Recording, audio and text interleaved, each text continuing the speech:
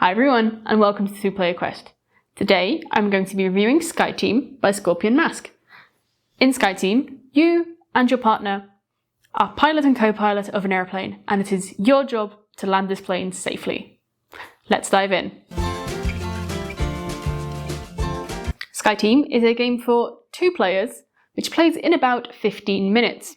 It's at a 2.05 on Board Game Geek, meaning it is an easy game. And I would call this a high luck game, because the dice rolls are everything. If the dice rolls are not in your favour, you will not win this game. This is what the board of Skyteam looks like at the start of the tutorial of Skyteam.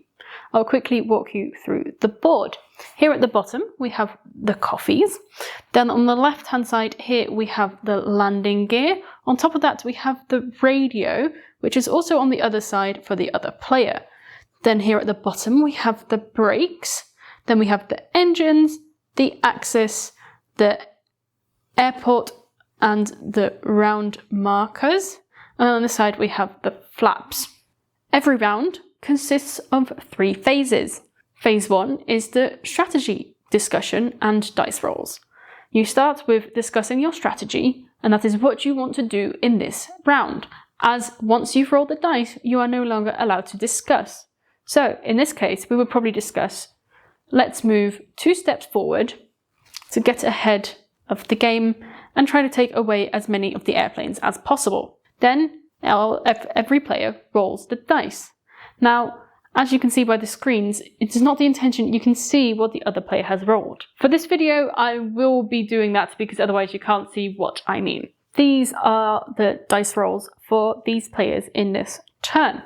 Now, as the pilot, you are responsible for the landing gear, the brakes, and every round, both players need to place something in the engines and in the axis.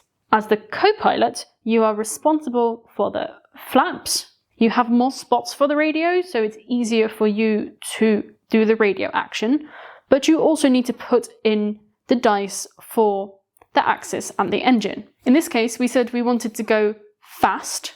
We wanted to go 2 steps, so it needs to be over 8. 8 would still be 1, as this moves 0, this moves 1, and this moves 2. So, as the pilot starts, as you can see on the round marker, the pilot says, I want to put down a 6, not knowing what the other player has, because they want to get over the 9. And now it is the co-pilot's player, turn to put down a dice. Looking at their dice, they see, oh, I will put down a 4, which brings them to 10, so they move ahead 2 as it is after those. One extra thing to note is that the co-pilot needs to place their flaps from top to bottom as shown by these arrows, meaning they first need to fill in a 1 or a 2 and then they can do the 2 or a 3. But the pilot does not need to do this. The pilot can just place them whenever they want. I will also quickly show you the axis and how that works. Now, the pilot decides to place a 2 on this axis. In this specific mission, the axis doesn't have to move around. So, co-pilot decides to put down a 3. A 3 is higher than a 2, but it's only 1 higher, meaning that the axis moves 1 way towards the co-pilot.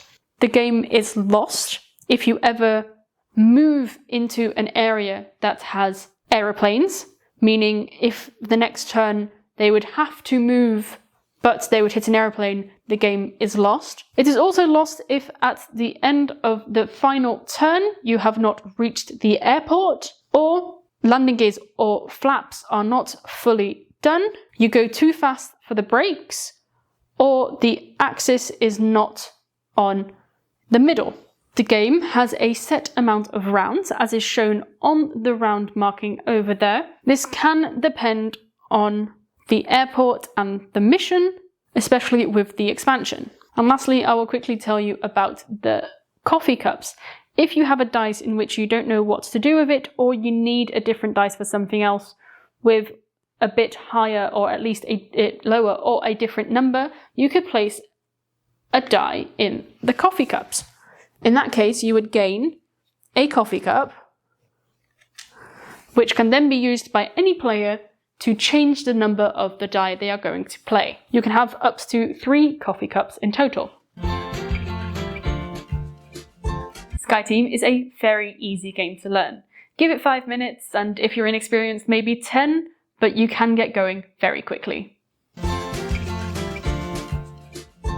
I would suggest Skyteam to people who are looking for a nice, easy game to play when they don't have too much time, which is very easy to bring to the table.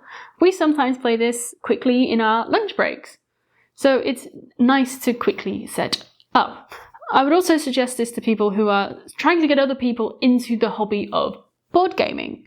It is a good introductory game, I feel, because you get to learn more mechanics, and it is something different than just, say, Monopoly or Catan. I would also suggest this game to people who like other games like The Mind, in which it focuses on the lack of communication part. If that's something you like, then I would very much recommend this game.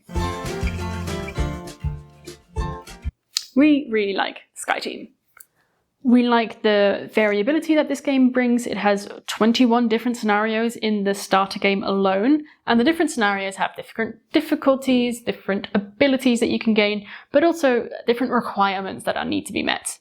We also like the pilot and co-pilot aspect of this game. We do have our favourite positions by now. We've played this quite a bit, but even then we don't mind switching it out sometimes. But in general, the replayability and the variety of this game, plus how easy it is to bring to the table, is what we really like about this game. And that brings us to the end of the video.